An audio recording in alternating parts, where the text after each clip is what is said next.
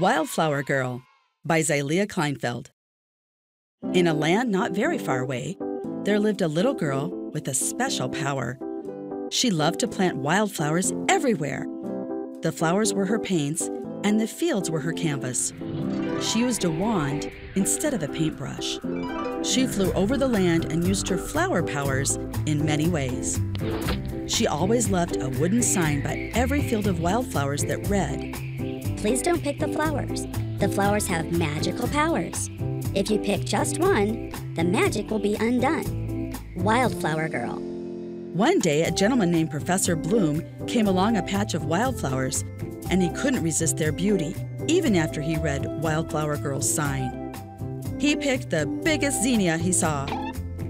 Suddenly, all the colors washed away and the flowers wilted into seed pods. Then wildflowers started blooming from Professor Bloom's head. "Oh, my bachelor buttons! What am I going to do?" he exclaimed. Wildflower Girl appeared, and she had wildflowers growing from her head, too.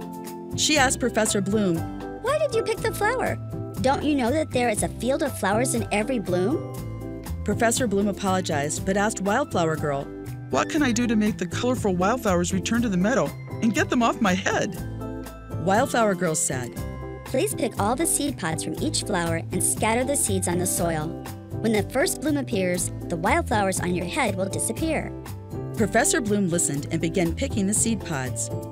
He noticed each seed pod from each flower had thousands of seeds, so he planted many fields of wildflowers. A few weeks later, the first bloom blossomed, and the flowers disappeared from Professor Bloom's head. Now he understood Wildflower Girl when she said, "There is a field of flowers in every bloom." Wildflower Girl thanked Professor Bloom for making the meadow colorful again.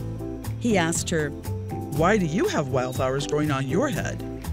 Wildflower Girl smiled. "Anyone can grow hair on their head.